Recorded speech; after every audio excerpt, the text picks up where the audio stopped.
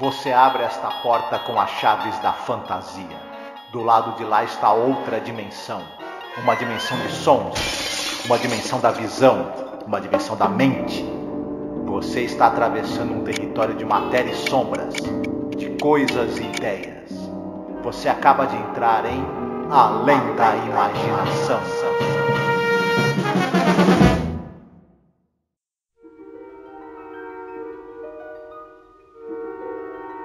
Olá, ouvinte! Seja bem-vindo a mais um episódio sobre a série clássica The Twilight Zone. Eu sou a Angélica. E eu sou o Marcos. Pô, Marcos, hoje a gente grava adiantado, hoje é dia de Oscar, né? Final de temporada de The Last of Us, né? Coisas muito legais, né? Exatamente. Hoje é um dia que vai rolar bastante coisa interessante aí, mas não estamos falando disso nesse momento. Nesse momento estamos falando da série clássica de Além da Imaginação. Putz, mas a gente tem que falar mesmo sobre a série clássica Além da Imaginação, Marcos. Estou aqui pensando, né? Porque falar de Além da Imaginação, que é uma série tão famosa, né? E é tão chato ficar falando mal, né? De Além da Imaginação, poxa. Mas a gente já tinha preparado os nossos ouvintes para essa coisa de que na quinta temporada, especialmente, você tem algumas quebras de qualidade ali por conta de uma série de fatores que nós comentamos aí ao longo do tempo, né? E, infelizmente, né, com roteiros que passaram pela mão do Rod Serling, alguns dos pontos mais baixos dessa temporada acontecem por causa de roteiros do Serling. O gás do cara tava mesmo no fim ali, já com a produção da Além da Imaginação. E eu acho que também a gente vai poder esclarecer para o público que a série ela foi inovadora em muitos aspectos, mas em alguns ela ficou presa também a ideias retrógradas do tempo dela. E esse é um episódio que ele tem, digamos assim, pedras de 2 toneladas de retrógradas amarradas no pé, né? É complicado, mas e também a gente tinha falado que o produtor que substituiu, né, que teve troca de produtor na segunda metade da série, o cara tinha o dedo podre, ele escolheu os piores roteiros, né?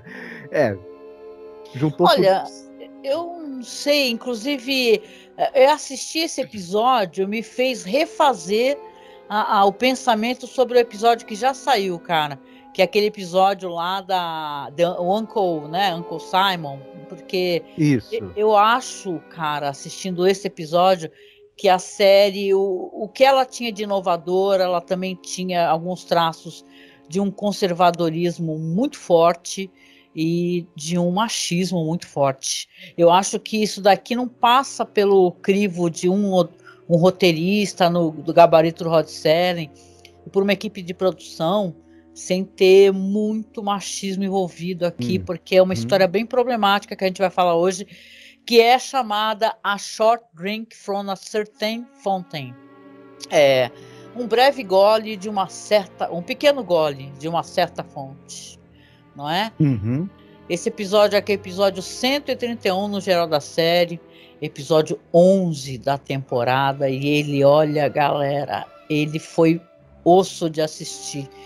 Em questões assim, eu sou feminista, né? Quem sabe, eu tenho muito orgulho disso, porra. Eu sou feminista, me aprendi a ser feminista, aprendi a reconhecer o machismo dentro das produções e ver problemas, né? Quando isso não é raciocinado. Vi um monte de resenha, cara. Uma única resenha aliás, parabéns pro cara, porque é um cara, até o site é My Life in the Shadow of the Twilight Zone.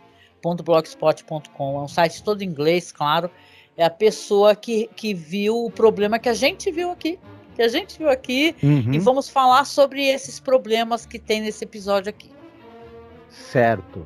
Eu queria só rapidinho também apontar, além do machismo e a misoginia galopantes que você tem nesse episódio, que para mim é o principal problema dele.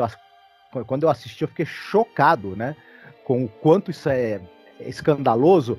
Além desse elemento abominável, tem outros trocentos furos de roteiro. Quer dizer, ele já seria ruim se o roteiro fosse bem estruturado e tivesse traços machistas e misóginos. Já seria muito ruim. Ele ainda por cima sendo cheio de furos, aí fica pior ainda, né?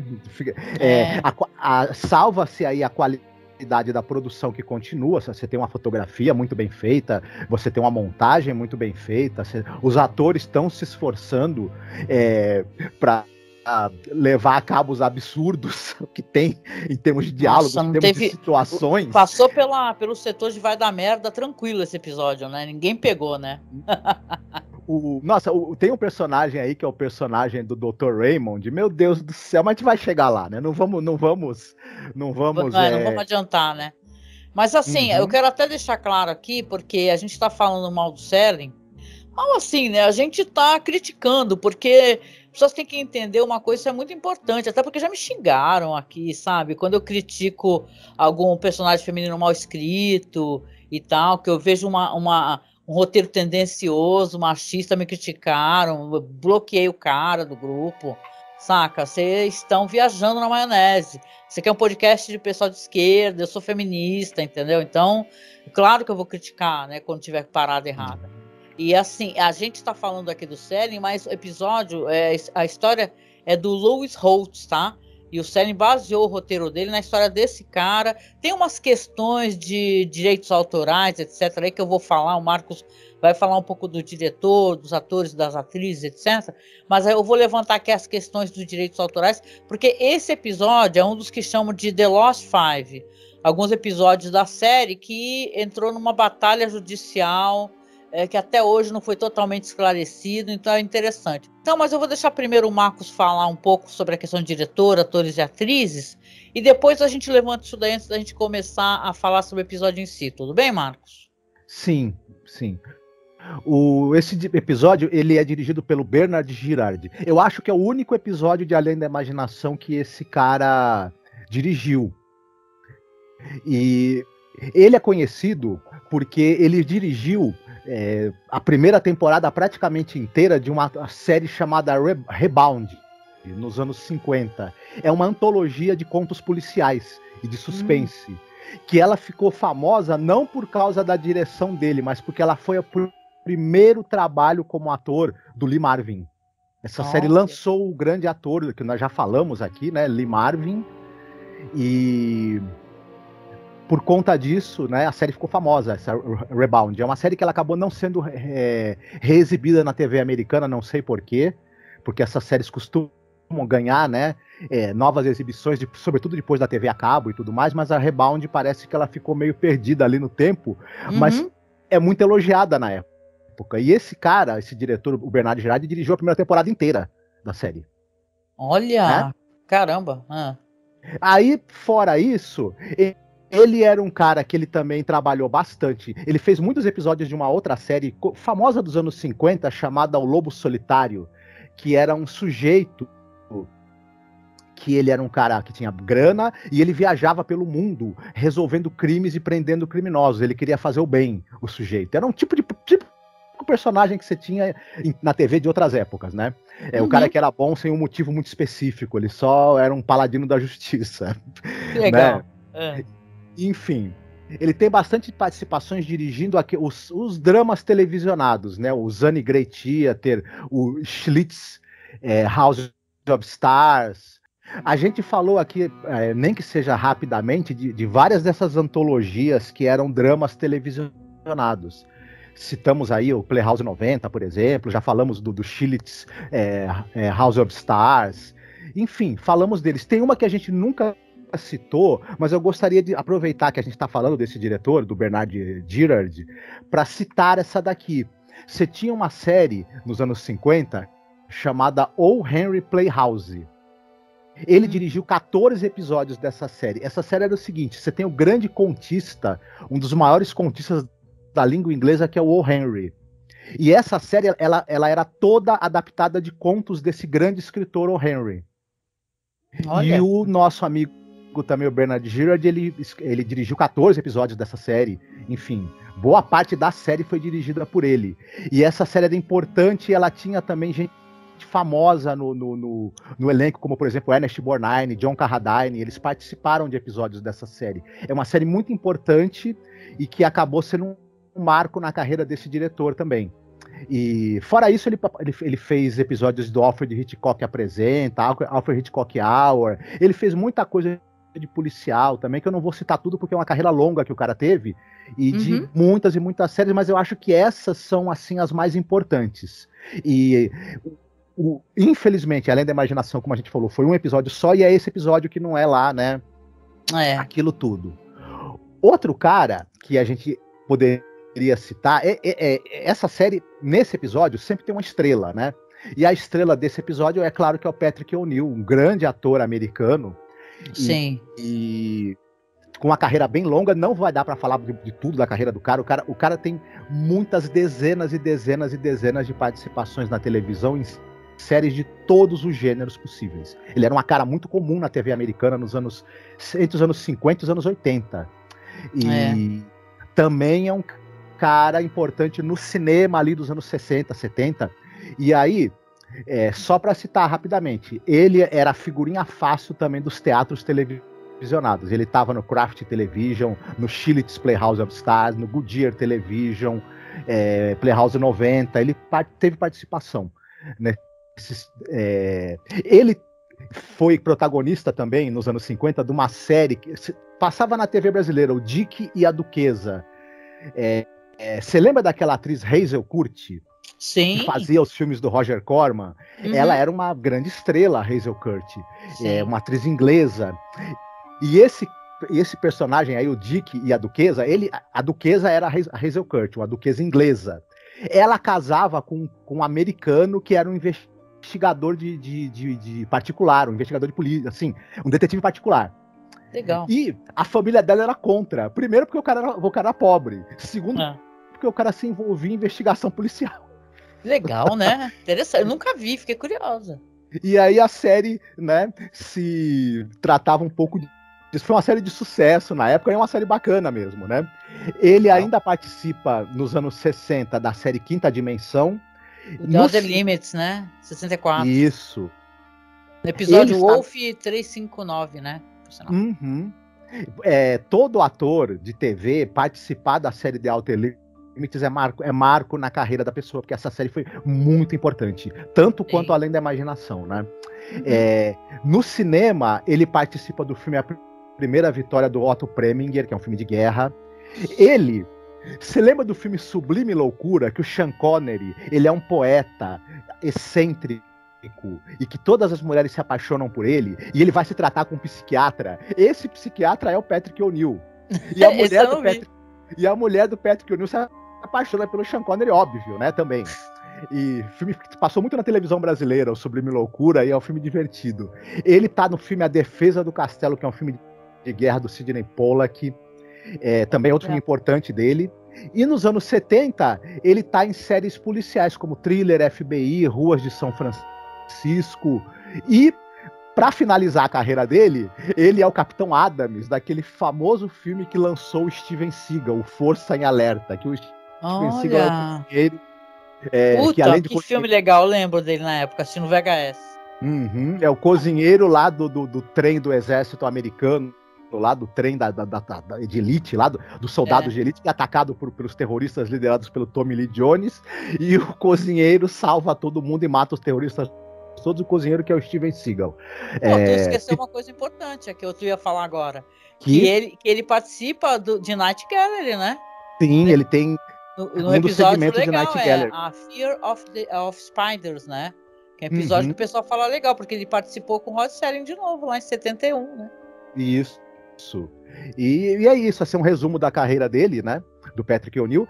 Outro destaque do elenco, claro, é a Ruta Lee, a atriz aí que faz a Flora Gordon. E ela começou na TV ali nos anos 50, em séries como Dragnet, por exemplo, aquela famosa série policial. Ela tá no Science Fiction Theater, que é aquela importante série, a primeira grande série de ficção científica da TV americana, né, nos anos 50. Ela tá no Alfred Hitchcock Apresenta. No cinema, ela tá no Cinderela em Paris, por exemplo. Ela está no filme do Billy Wilder, Testemunha de Acusação, que é um filme importantíssimo, né? Depois aí, ela, nos anos 60, ela está em séries policiais como Mike Hammer, a série do Homem com a Câmera, que a gente falou, que é a série que tinha o Charles Bronson. Ela aparece em diversos teledramas, entre eles o Sunny Great Theater, mas e outros também.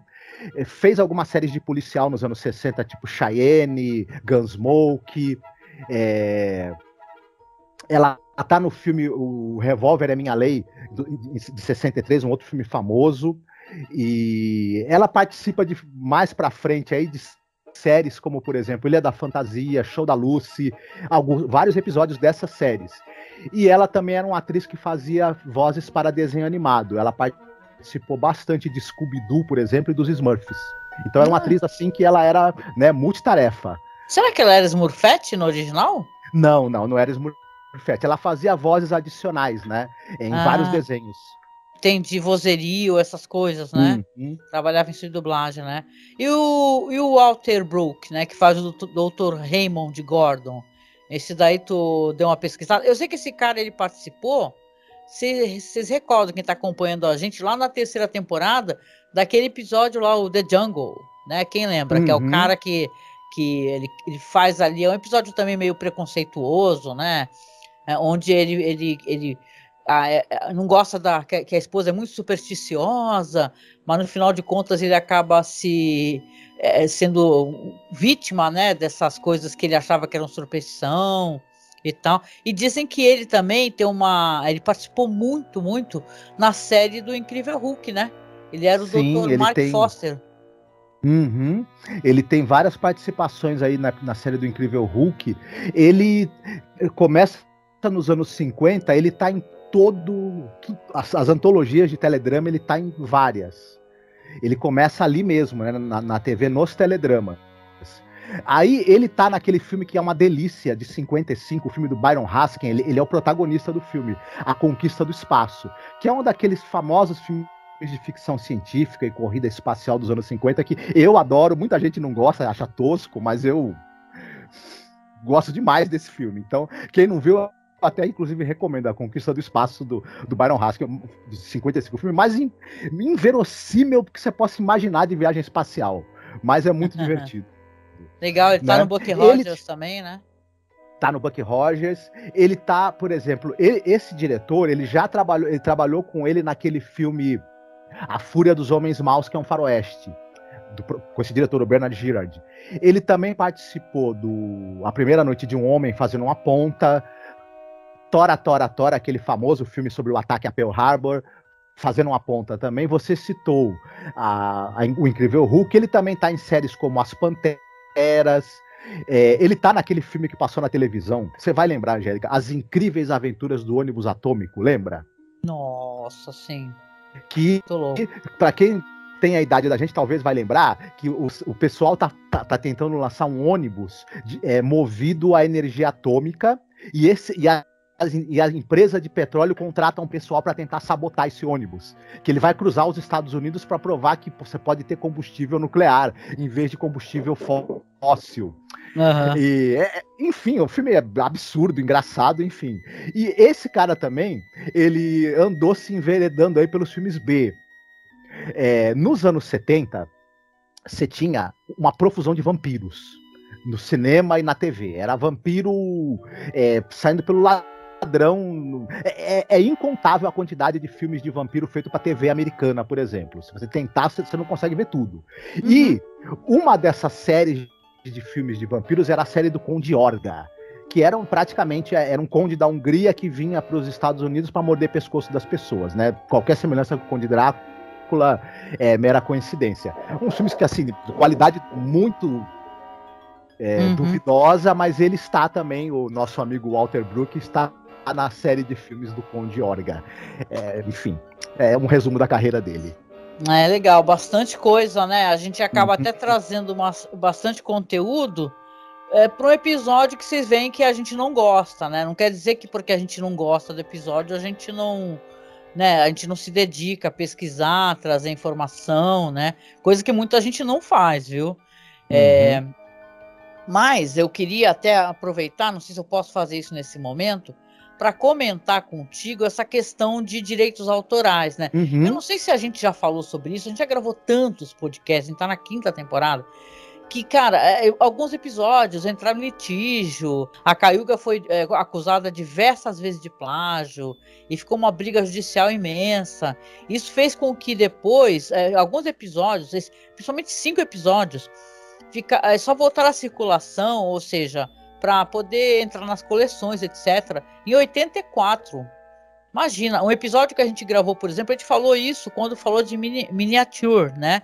Que é aquele episódio lindo lá do cara que ele se apaixona ali por uma personagem numa casa de bonecas e tal, né? Tem um outro episódio também chamado Sounds and Silence.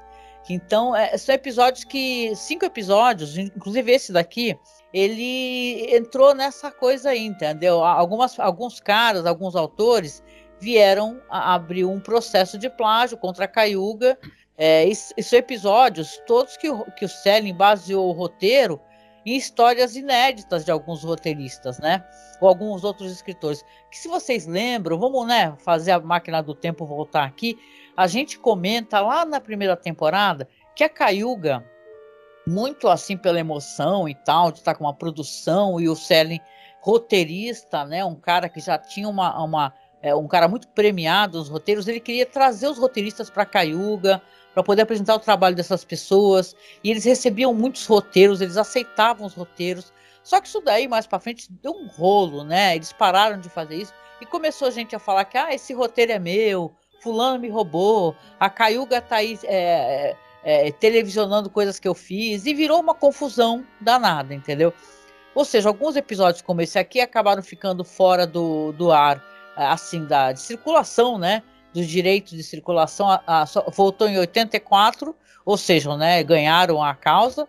E o escritor, né, que ele é muito famoso, gente, é um livro em inglês, é o Mark Scott Zicree, né? Ele fala que tudo, inclusive nesse processo, por algum motivo, até hoje é meio... não é claro, entendeu? Não foi divulgado para o público e tal, mas de qualquer maneira, quando esse episódio voltou ao ar, ele foi liberado, ele ser televisionado, o próprio Patrick O'Neill apresentou o episódio. Isso é interessante na televisão, entendeu? Só que aí ele estava bem mais velho, né? E tal, e aí sim ele estava velho, porque nesse episódio aqui ele é envelhecido. Mas aí quando ele apresentou, ele tá realmente com cara de velho, né? E sem precisar usar maquiagem. Então, deu para saber se a maquiagem tinha acertado ou não, né? É verdade. E uma outra curiosidade antes da gente começar, que para vocês verem como é que são as coisas, né? Uma curiosidade é que, tipo, ele, no episódio aqui, é como se fosse um cara muito idoso, ele tá envelhecido. E na vida real, cara, é um cara que era só 4 anos mais velho que ela. Só isso, entendeu? Então eles quase pareavam em idade, né? Como eu falei, episódio cheio de problemas, a gente vai falar um pouquinho sobre isso. Bora então, depois da vinheta de apoio, a gente começa a falar então sobre esse episódio, né? Que é um pequeno gole de uma certa fonte. Olá, eu sou a Angélica. E eu sou o Marcos. E hoje nós viemos aqui com um pedido muito importante para você que nos acompanha nesses quase 14 anos de podcast. Nos últimos tempos, o apoio que vocês têm dado pra gente tem sido muito importante, tem nos ajudado muito, e a gente pensou numa meta para poder modernizar a aparelhagem que a gente tem para poder começar a fazer lives. Volta e meia fizemos algumas lives, principalmente agora durante House of the Dragon, né? E quem nos acompanha sabe que nosso equipamento ele é muito rudimentar, e dessa vez a gente quer tentar chegar numa meta aqui para poder pegar um bom notebook para que eu possa fazer as lives com o Marcos, fazer lives semanais, a gente gerar mais conteúdo, fazer mais coisas ao vivo, ter mais interação com os nossos ouvintes e espectadores. E óbvio, né, para você ter um notebook melhor, não é um computador positivo que eu tenho aqui na minha casa, é uma coisa mais cara, né? E detalhe, nem é um notebook de ponta, assim, o melhor notebook gamer, nada disso. É apenas um notebook onde eu possa fazer as lives, eu possa mostrar os vídeos, não travar, né, durante as lives. O ideal é que a gente tenha o dinheiro no local que não cobra taxa, porque aí você estará ajudando a gente, né, e não enriquecer algum banco ou alguma, né, operadora. Na verdade, um computador melhor também vai agilizar a edição dos programas, né? Exatamente. Então, eu peço, Marcos também aqui, que você nos apoie, tá? Como você pode apoiar? Você pode apoiar pelo Apoia-se, mas o Apoia-se tira uma cota, né? Tira um valor. Ou você pode apoiar via Pix também. Nos ajude a atingir essa meta, tá certo? Então a gente deixa aqui um beijo muito gostoso, um abraço muito apertado. Fiquem todos muito bem, se cuidem. E aí, hoje é a sua vez, né? Da última vez fui eu que fiz a sinopse. Você quer fazer as honras, por gentileza, de falar sobre o episódio, o que acontece, para a gente poder comentar? Sim, o nosso episódio se centra num personagem chamado Raymond Gordon. Ele é um sujeito rico e já de uma certa idade, né? E ele é casado com uma moça chamada Flora, 40 anos mais nova do que ele, e eles vivem um casamento assim em que ela perdeu o interesse nele, né? E ele já tá envelhecido, adoentado e tudo mais, e eles não conseguem mais interagir como casal. E ele tem o irmão dele, o Raymond, é um cara que é médico e também faz pesquisas com drogas, com medicamentos, e ele tá fazendo uma pesquisa de um medicamento que ele consegue gerar retrocesso na sua idade. Ele consegue fazer você retroceder, você rejuvenescer. Tá sendo testado ainda em animais, e o nosso querido amigo Raymond convence o irmão de que a única maneira de salvar o casamento dele é que ele use essa fórmula para conseguir rejuvenescer e poder reconquistar a esposa dele. E será que o irmão vai concordar? E se ele concordar, o que pode acontecer caso o Raymond tome essa droga que ainda não foi plenamente testada? Pois é isso aí, né? Você até contou assim, você contou e não parece ter problema nenhum, né? Parece uma história de ficção científica, né? E tal, né? Cara, mas a história é muito problemática, gente, porque você tem esse personagem aí, que é o Harmon, né?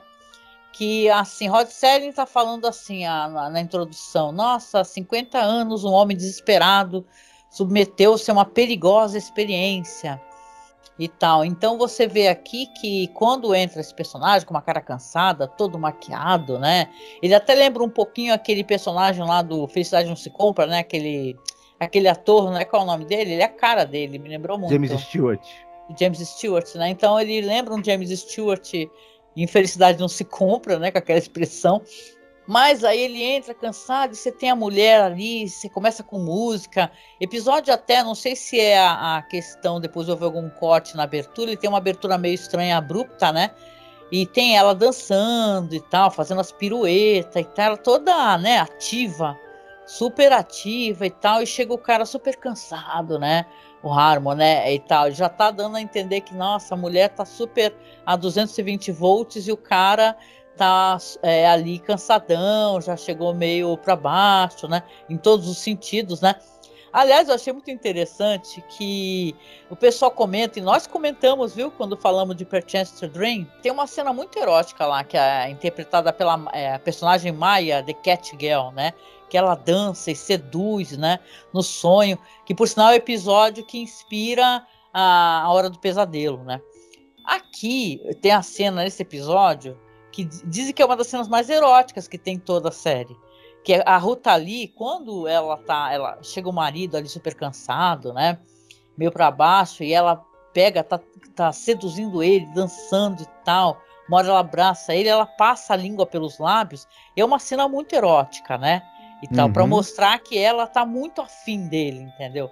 Só que ele fala que tá cansado e tal, e tudo, e você vê que na real, entendeu? Que ele não tá lá muito afim, dá a entender que ele não tem muito o ritmo dela, né? Os dois estão em sintonias totalmente diferentes, né?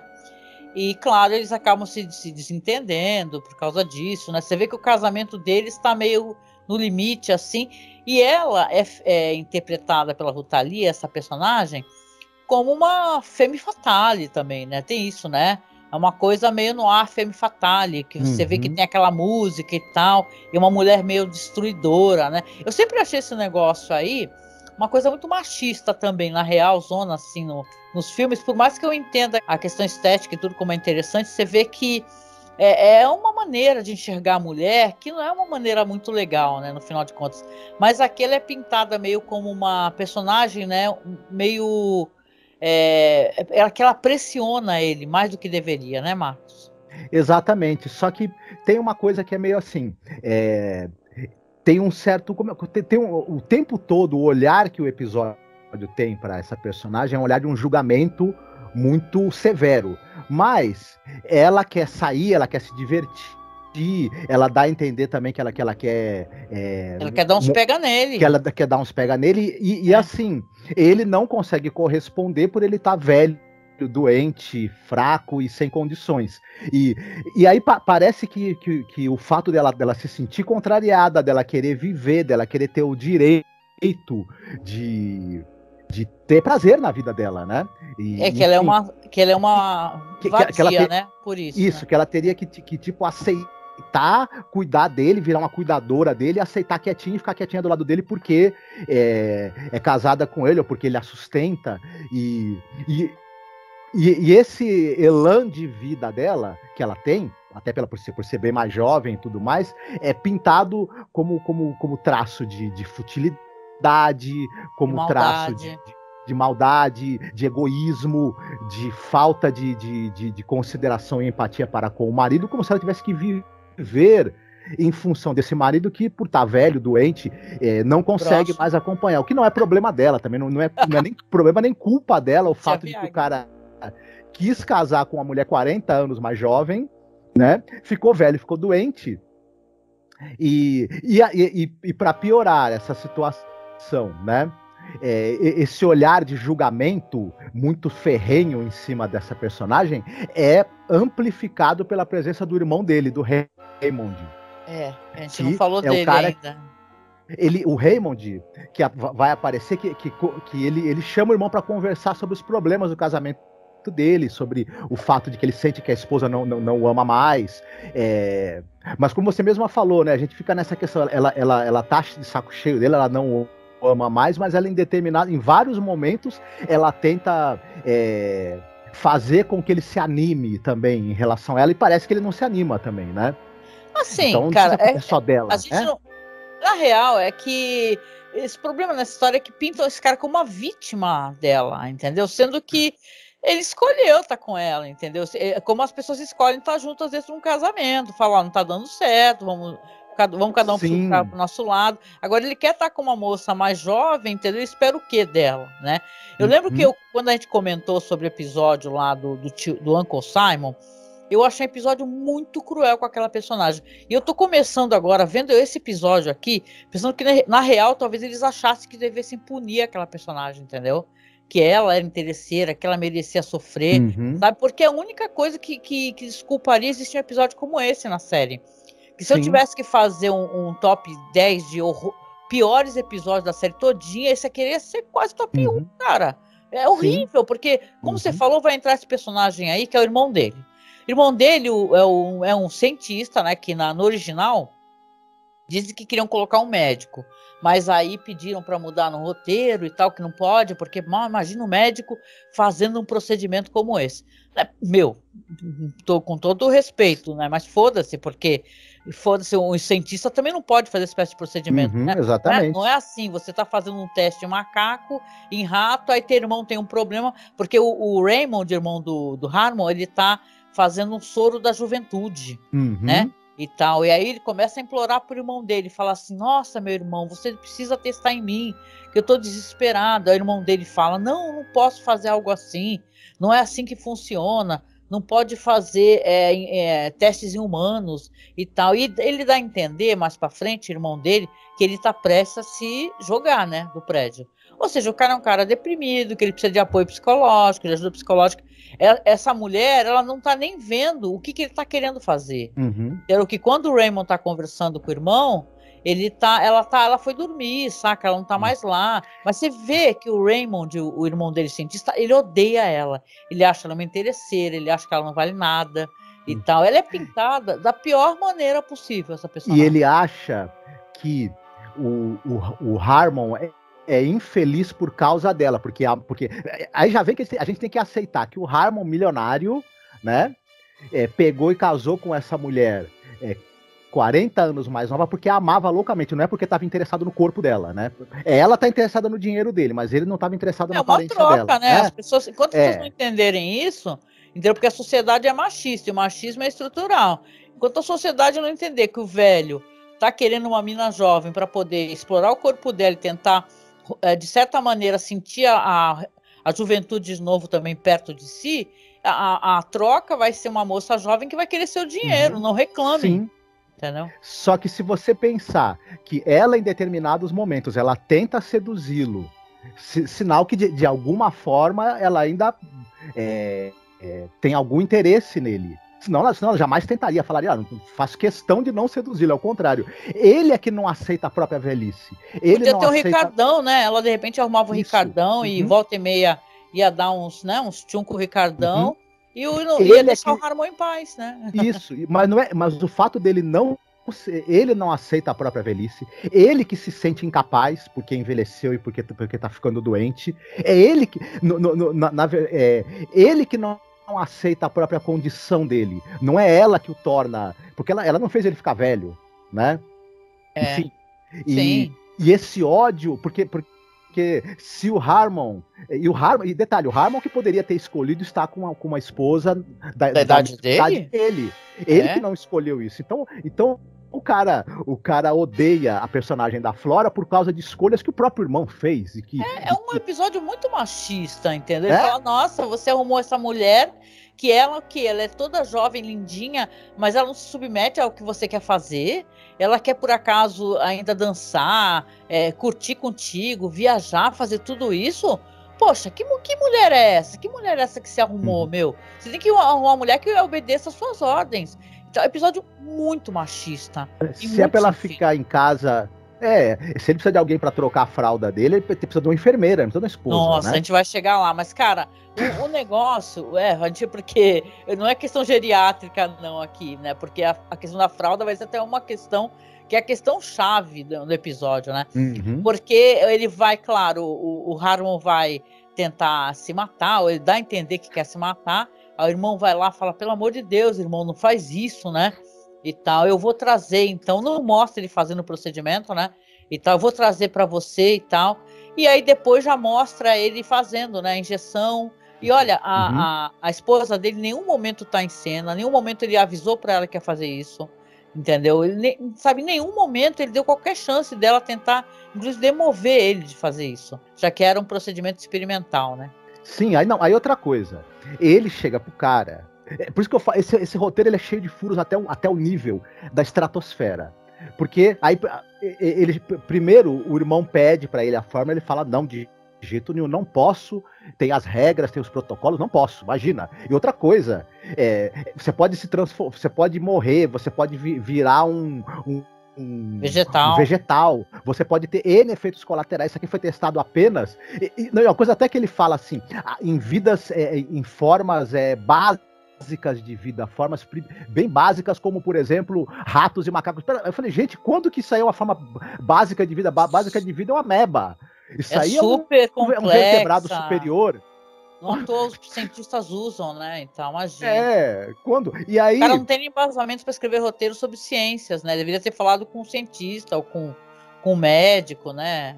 Sim, e mesmo assim, né? Apesar disso, há diferenças óbvias, muito grandes, fisiológicas entre ratos e macacos e seres humanos. Então, claro que experiências que dão certo com um podem não dar com outro, né?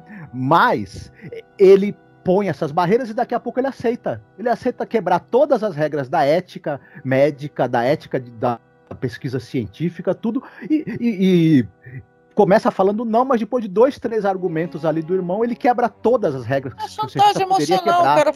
O cara faz chantagem emocional, fala que vai, dá a entender que vai se matar e tudo, sabe? Pior. pior, ele resolve quebrar as regras, né? Expor o irmão dele ao perigo, por um desejo do irmão dele que ele não deveria ter cedido, e ainda fala, olha, mas se acontecer alguma coisa com você, eu vou culpar a ela e ela vai pagar. Pô, ela onde que ela nem foi consultada? Nossa, é absurdo isso. Ai, você tá fazendo isso, mas a culpa é dela, tá? Não é sua, é dela, tá?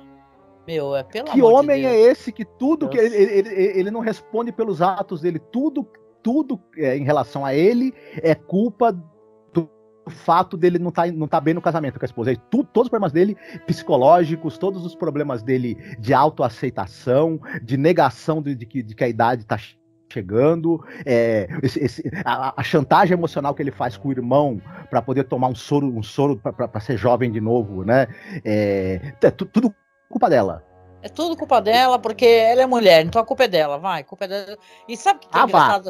Esse roteiro é de um ator que é um ator de vaudeville, sabe? Lou Holtz, é um cara importante, né, e tal. Então seria um momento que isso é um ótimo roteiro, você vai estudar o cara que fez o roteiro, a carreira dele. Mas eu não sinto vontade de fazer isso, né? Porque não tem sentido. É um roteiro muito ruim. Entendeu? Muito ruim, muito ruim. O cara, pelo amor de Deus. É que nem você falou, ele é cheio de buraco, ele é cheio de problema. Não, eu ia só te falar, esse Lou Holtz, ele é um cara também que ele era um cara que era ator, ele tem pouquíssimas participações como ator, ele tem pouquíssimas participações também como roteirista, ele tem aí um ou outro episódio de televisão que ele escreveu, então ele tem pouca passagem pelo audiovisual, na verdade, né? Verdade, ele tem mais relevância enquanto talvez um ator de vaudeville, né, e tal. Mas o caso é que vai ter o tratamento, então, do Harmon, né, aí vai passar o dia, no outro dia, quando o Harmon acorda, o irmão já tá ali também, aí ele tá mais jovem. Mas ele tá assim, a juventude é colocada, até porque é um episódio em preto e branco, é de uma maneira bem discreta até, inteligente, né? Tem menos branco no cabelo dele, tem menos rugas na face. E ele olha que ele tá muito mais feliz, né? E tal, e ele já tá muito contente, inclusive ele chama a esposa, né? Fala, olha, tá dando certo, né? E aí que vão revelar para ela, tá dando certo o quê? O que que tá acontecendo? Ela não sabe, né? O irmão dele tá ali olhando para ela, claro que quando chegou ele já foi grosso com ela e ela grossa com ele, né? Porque eu também faria a mesma coisa, né? Se o cara é um babaca, né? Você não sabe, né? Mas é assim, de qualquer maneira, ela tá lá e tudo, se servindo no bar e tal. O Harmon tá lá tomando banho. Quando ele sai, eles têm essa descoberta e ele já sai todo feliz, né? Todo contente. Fala, caramba, né? Tá felicíssimo que começa a falar que vai viajar com ela e tal. Olha, o nome dela é Flora, né? Fala, Flora, eu vou viajar contigo, a gente vai poder fazer várias coisas. E ela tá super feliz. É isso, sabe o que me deixa mais brava? Ela tá feliz por estar com ele, de perceber que, na verdade, ele vai ter mais... Ele tá com mais ânimo, mais vontade de fazer coisas com ela, entendeu? Ela fica muito contente. Ela fala assim, vamos sair, vamos viajar, vou poder levar você aqui, vou levar você lá, e tal, e ela tá contente, né? O irmão tava meio preocupado, mas vê que o irmão tá bem. Aí quando ele entra pro quarto, que aí depois ele dá um berro, e aí que a coisa vai degringolando, né? É bem rápido isso, inclusive, no episódio, né, Marcos? Exatamente. Ele tinha dado aquela rejuvenescida, e aí a Flora o vê e se anima, né? E fala, nossa, ele... é mais um ponto que eu acho o quanto essa personagem ela é mal escrita de uma maneira muito torta, porque no fim, na verdade, ela não gosta dele, ela gosta da juventude, ela gosta mas se ela já deixou de gostar dele, o fato dele rejuvenescer não ia fazer ela voltar a gostar. Quando você desgosta de uma pessoa, ela voltar a ficar jovem não mudaria isso, né? Tem outras pessoas jovens no mundo pra você gostar. Você não ia voltar, né? E assim, você tem vários filmes sobre isso, né? De maridos e mulheres, filmes de suspense, de assassinato, que quando a pessoa tá doente e melhora, acaba sendo assassinado, entendeu? Que quando você não gosta mesmo. Isso. Então eu acho que também até as motivações dela são mal escritas, né, e tal, né? Esse negócio dela, eu até encarei isso daí, que eu achei, legal, sinal que ela quer fazer uma coisa com ele, né? Não é só por ele ser jovem, é muito por ser ele. Gente jovem no mundo tá cheio, que a gente falou, ela podia arrumar outro cara. Ela podia estar com o Ricardão dela aí, tranquila, aí só ficando ali com o Harmon e tal, e com outro cara, né, porque ela quisesse nas necessidades que ela claramente demonstra ter, né, em relação a ele, pô. Exatamente. Só que aí ele rapidamente ele acaba envelhecendo mais, rejuvenescendo mais ainda, mais uns 10, 20 anos, né? E aí eles começam, ele e o irmão começam a fazer as contas na cabeça, né? Falando, peraí, em 1 hora eu rejuvenesci 30 anos. Se essa velocidade se mantiver, daqui a 2 horas eu vou estar onde? Né? Diz que tiraram uma cena, foi cortada uma cena dele com 12 anos, né? Que aí depois, quando ele aparece novamente, que já é pro finalzão do episódio, ele já é um bebê, né, cara? Isso. Mas diz que eles tiraram o menino de 12 anos e tal, que teria a imagem dele, o Harmon, com 12 anos. Porque essa história é isso, cara, é um Benjamin Button do mal, entendeu? Essa história aqui. Então você... O irmão... Quando ele começa esse processo de começar a rejuvenescer mais rápido ainda, o irmão, que é cientista, não move uma palha. Ele se limita a trancar o cara no quarto. Nossa, né? É bizarro, é muito estranho. Aí, né? Quando finalmente o Harmon volta a ser um bebê, o irmão dele vira pra Flora e fala o seguinte, ponto, agora ele vai parar de rejuvenescer e vai voltar a envelhecer normalmente. Eu só tenho uma pergunta para você. E de onde que ele tirou isso? De onde que ele tirou essa informação? Se ele fala pro cara desde o início, antes de dar a fórmula, não dá para saber o que vai acontecer com você. Se não dá para saber, ele já não sabia que o cara ia rejuvenescer até virar um bebê, ele já não sabia disso, senão acho que ele não teria dado essa fórmula. Como é que ele deduz que aí o cara vai passar a envelhecer normalmente? Ele pode ir diminuindo até sumir. Né? É isso. Ou ele pode começar a envelhecer rápido de novo. O cara não sabe, mas ele sai dando uma certeza pro personagem da esposa do cara. Que eu falo, ele tirou essa certeza da onde? Nossa, e cara, ele é muito sem noção. E aí começa, pra piorar, isso aí começa a parte do episódio que é o horror mesmo.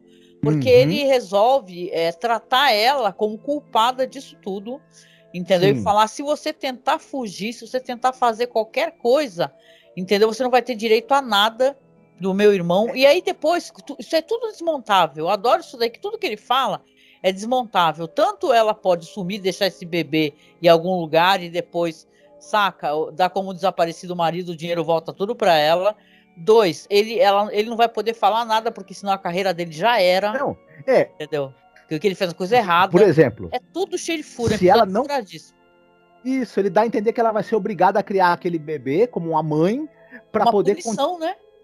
Como uma punição, como se isso fosse uma punição, né? Porque em vez de ela aproveitar a vida como ela queria, que ela até tem direito, diga de passagem, né? Porque ela não pariu aquela criança, né? Não, e tratando a mulher, a maternidade da mulher como um destino biológico, como uma punição, entendeu? Ela é punida por ser mulher. Se isso não te faz desgostar do episódio, não sei o que faria, cara. Porque como é que tu chega a falar assim, olha, teu marido virou um bebê, agora você vai cuidar. Se você não cuidar, a culpa é minha.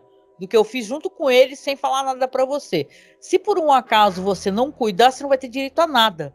Porra. E ele pretenderia, por exemplo, para tirar o direito dela, ele pretenderia chegar pro juiz, por exemplo, e falar, olha, ela não tem direito à herança porque eu transformei meu irmão de 80 anos num bebê e agora ela não quer criá-lo. Ele vai falar isso pro juiz. Por um passe de mágica que eu fiz ele voltar. O juiz vai olhar pra cara dele e vai falar, olha, por enquanto eu vou te internar numa clínica psiquiátrica, tá, o doutor? Não, isso for verdade, Raymond, ele ainda perde o direito de né, porque se o cara é um cientista e tal, e fez uma coisa ilegal, vai preso de qualquer jeito, isso. meu. E por que ela seria obrigada a dar do bebê? Mesmo que uma corte aceitasse que o cara usou uma fórmula que fez o cara voltar a ser um bebê, qual precedente legal existe de que a mulher de um cara que é um homem adulto virou um bebê seria obrigada a criá-lo como se fosse a mãe dele? Isso não existe. Isso é totalmente... E ainda mais ele achando que isso seria uma punição para ela, sendo que o culpado disso é ele. O Dr. Raymond é que é o culpado dessa situação. Enfim, é um negócio completamente... Para chegar a essa conclusão, que esses personagens chegam só guiados por um machismo... Essa história é totalmente baseado Porque a história original é do Scott Fitzgerald, né? Do Benjamin Button, né? Só que é totalmente torpe, né? Como é que ela foi encarada nessa história aqui. Porque se tu for ver, até a mesma trajetória, eles parecem muito a trajetória. Mas é muito diferente como é tratado aqui. E é nem falando assim que não há problemas na história do Scott Fitzgerald, né? E tal, já que a mulher no final tem que cuidar do homem, né? O homem que se torna um bebê, né? Sabe qual seria um bom final para esse episódio? Ela toda arrumada, pronta para viajar, com tudo certo, chegando pro Dr. Raymond, dando o bebê no colo dele, falando, ó, pode criar aí que agora eu vou curtir a minha vida com o dinheiro que meu marido me deixou, e você faz o seguinte, vai tentar provar para os tribunais que esse daí é o Harmon. Tchau. Ele acha que a palavra dele é a lei, né? Pra falar alto com ela e tudo, né? O jeito como ele trata ela, aquele final horrível. E detalhe, a gente não tá nem querendo dizer que a personagem, nossa, que santinha, que... Não, mesmo que ela seja uma pessoa meio interesseira e tal, mas eu acho que é que nem a gente tava conversando sobre o Uncle Simon. Cara, é uma troca, bicho. Você é um velho que precisa de alguém para cuidar dele, que acha que por algum motivo, porque tem uma sobrinha ali cuidando dele, pode humilhar ela 24 horas por dia. Não, e ela, claro, se tá interessada no dinheiro dele, tá tendo que aturar ele, que é um merda. Entendeu? Então, se você quer uma pessoa madura e tal, que te encontra em você outros valores, primeiro tente arrumar alguém na sua idade, né? Talvez isso ajude um pouquinho. Mas isso daí é um retrato de uma masculinidade tóxica, isso aí. Do homem achar que ele não envelhece. A sociedade... É só você ver como é que o cinema encara isso daí. Um monte de Liam Neeson, Tom Cruise, uns caras tudo de 60 anos, aí tu vai ver personagem par romântico do cara nos filmes, é umas minas de 20 anos, 25 anos, podia ser filha dos caras, entendeu? É só você parar 2 segundos e olhar qualquer filme de ação. Você vai ver que é uns caras muito mais velhos, com umas minas muito mais jovens, porque a sociedade não encara isso daí, normalizou isso daí, né? Aí tu vê um retrato de uma mulher estando mais jovem com um cara, ela automaticamente já vai ser chamada de vadia para baixo, né? Exatamente. E assim, tenta pintar. O episódio tenta pintar ela como a vilã e o Dr. Raymond como o herói, sendo que o vilão, pra mim, dessa história é o Dr. Raymond, com certeza. Ele é um sujeitinho que, assim, moralmente, tudo que ele faz é questionável, sabe? Ela ser interesseira, se for o caso, e perder o interesse pelo marido porque o marido tá idoso e não pode corresponder ao que ela quer da vida, isso não é crime. Agora, o que o Dr. Raymond faz é um crime gravíssimo, diga-se de passagem, né? É um crime grave mesmo, né? Não importa se tem a questão do irmão pensando em se matar, ele tem que levar o irmão pro psiquiatra, pro psicólogo, não não fazer um experimento, né? Que pode inclusive acabar com a vida do irmão, né? E a gente não sabe, né? Diga-se passagem. Embora ele tenha dito que ele vai envelhecer normalmente a partir daí, a gente não sabe o que ainda pode acontecer com esse cara, né? É uma história que, olha, com certeza a continuação dessa história seria ela deixando o bebê com o irmão, falando assim, ó, pode cuidar que é tu que fez essa merda aí, vou ficar aqui só esperando aqui, vou dar como ele desaparecido, entendeu? Vou acabar recebendo sim o dinheiro dele, e tu que cuide aí, porque tu não vai poder fazer nada contra mim. Entendeu? Simples assim, né? É o tipo de história que se desmonta em 2 segundos. Simples assim. Né? Exato. Não, e tu imagina o seguinte, aí, assim, ela ia ficar criando o cara, né? Trocando fralda dele, sendo mãe dele, para quando um belo dia eles chegarem próximos em idade. Meio Benjamin Button, só tem um momento que eles pareiam de idade, né? Ele e ela, uma hora ele começa bem velho, aí depois vira o Brad Pitt todo gostosão, né? E tal, até que um momento eles ficam juntos, e depois ele vai virar bebê de novo, né? Só que aí já é aquela fantasia, né? E tal, então, outra coisa, né? Aqui a mulher, nossa, tem que ser punida, né? Porque ele é cocota, porque ela gosta de dançar, porque ela gosta...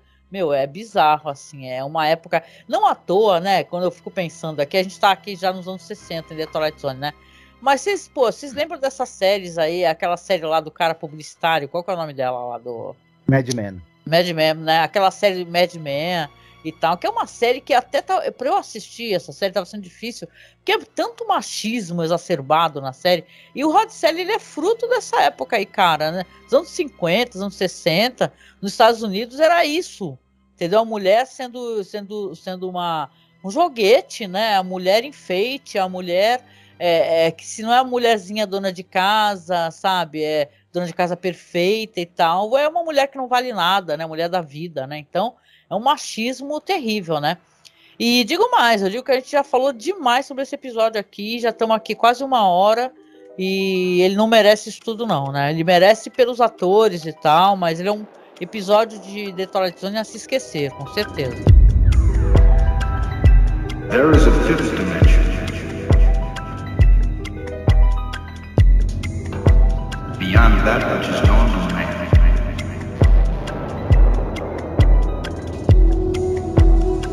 It is a dimension vast as space. E aí, vamos rapidinho, porque já ultrapassamos o tempo aqui, falar sobre alguma coisa interessante para o pessoal assistir nesse sentido. Você preparou alguma coisa? Eu vou. É meio óbvio, né? Mas eu vou. Você até citou esse filme, O Curioso Caso de Benjamin Button. É um filme do David Fincher. É um filme que dentro da filmografia do Fincher é um filme menor, eu acho, pelo menos, está longe de ser um dos melhores dele. Mas, de qualquer maneira, é o David Fincher adaptando um conto do Scott Fitzgerald, que é um escritor importante, né? Então, no mínimo, a gente vai gerar uma curiosidade da gente ver o que saiu daí. E tem o Brad Pitt e a Cate Blanchett nos papéis principais, que são um ator e uma atriz que também, claro, a gente sempre quer ver o que eles estão aprontando, né? Então é um filme interessante. Eu não diria que é um filme excelente, nem é um dos melhores filmes desse diretor, mas vale a pena dar uma conferida. Ele é infinitamente melhor do que esse episódio que a gente está comentando, isso, com certeza, né? Pois é. Bem melhor mesmo, com toda certeza, né? Tem um grande elenco, tem a Julia Ormond, que eu gosto tanto, né, e tal. O Mahershala Ali, né, que é um elenco do caramba, né? O filme é um bom filme, eu preciso rever esse filme, viu? Porque ele é de 2009, eu lembro que ele fez maior sucesso, né? A gente tá gravando hoje aqui no dia do Oscar, foi indicado uma cacetada de prêmio, né? E tal, ganhou maquiagem, ganhou design de produção, efeitos visuais. Mas olha só, você vê, né, que é um filme que nem todo mundo lembra muito desse filme. Ele não é tão revisto assim, né? Eu lembro que eu gostei muito do quadrinho também, lembra? Isso é um quadrinho, uma época muito legal, que até era distribuído nas escolas. Eu achei muito fascinante, havia comentado até num podcast com os amigos. Mas eu gosto bastante, viu? Certo. E você, o que você trouxe para recomendar? Olha, eu vou de Stephen King, né? Porque quem lembra, né? Tem aquela fase lá de Stephen King nas minisséries para televisão, né? E tem essa minissérie aí dos anos 90 dele, que é Golden Years, né? A gente tá falando de juventude, né, e tal, e a gente tem uma história aqui de um cara, que é o Harlan Williams, nessa minissérie, que ele é um zelador, um cara idoso e tal, e tem uma explosão, ele trabalha ali num laboratório ultra secreto, né, nos Estados Unidos, né, e ele acaba lá sofrendo nessa explosão, só que ele descobre que está rejuvenescendo, né. Só que ele acaba sendo perseguido, porque aí o governo vai atrás dele e tal. É meio Arquivo X, né? E tal. O Stephen King era uma vibe bem Arquivo X e tal. E tem um grande elenco também. Tem a Felicity Huffman, né? Que quem lembra dela do Desperate Housewives, né? E um elenco fodão, assim, que vale a pena. E claro, eu acho que quase ninguém fala dele, mas o Kate, tem um nome estranhíssimo, é Kate Sarabatka. Ele é ótimo com Harlan Williams e é engraçada a maquiagem e a música é sensacional. Vai ser a minha escolha para fechamento do episódio aqui também, inclusive. Que é Golden Years, né? A abertura é do David Bowie, né? Com a música Golden Years. Opa, aí sim, hein? Muito bom, né? Então já entreguei qualquer música do final para vocês e para a gente poder se encaminhar para os finalmente. Eu acho que é engraçado, a gente acaba demorando mais falando de coisas que a gente não gosta, hein? Mas é porque a gente quer explicar também, né? Por que a gente não gosta, né? E tal. E a gente se separa, a gente tenta encontrar elementos que façam o episódio ser importante, porque assim, é fácil você pegar e jogar algo no lixo e falar, nossa, que horror, que porcaria, lixo. Né? Mas, porra, tem uma parte de gente envolvida, diretor legal, elenco legal, fotógrafo interessante, produtor meia boca, mas não foi totalmente legal. Mas você vê roteiro, então não se fala, né? Mas, cara, então tem muita gente trabalhando, né? Mesmo o negócio não dando muito certo e sendo com uma temática bem problemática, que não passaria pelo crivo, né? De hoje, né? Com certeza, numa dessas revisões de The Twilight Zone, né? Mas chegando aqui aos finalmente, eu quero, claro, primeiramente agradecer quem acompanhou a gente aqui nesse difícil episódio. Comenta com a gente, tá? Se você assistir, vai ficar episódio aí dentro da publicação. O que vocês acharam? Tá bom? E por favor, entra aí na nossa campanha, no link da nossa campanha. Nós estamos aí já conseguindo comprar peças para o PC. Sim, agora decidimos que é melhor a gente ir comprando as peças separadamente, que a gente consegue fazer com isso um trabalho até bem melhor do que a gente comprar um notebook ali, já todo montadinho e tal, às vezes com uma vida útil mais curta, né? Então, meu amigo Alan Bispo me ajudou. A listagem tá toda aí, gente, dentro dos links aí do Apoia-se e tal. Só você ir até lá embaixo. Até coloquei uma fotinha do Superman, né? Aquele ator do Superman bonitão, né? Que ele monta PC, desmonta PC. Aí eu coloquei na lista, no link da lista do Alan. Então, se você, por acaso, às vezes a pessoa não quer ajudar na doação com valor em grana, mas você quer doar peças, a gente também aceita, viu? Doação de peças e tal, tá a listagem todinha lá. Então, de qualquer maneira, a grana que o pessoal tá doando, que tá ajudando no Apoia-se, no Padrim ou por Pix, saibam vocês que nós estamos já providenciando as peças, tá? Então, nossa, vai sair, gente, com toda a força, e tomara que saia logo esse computador.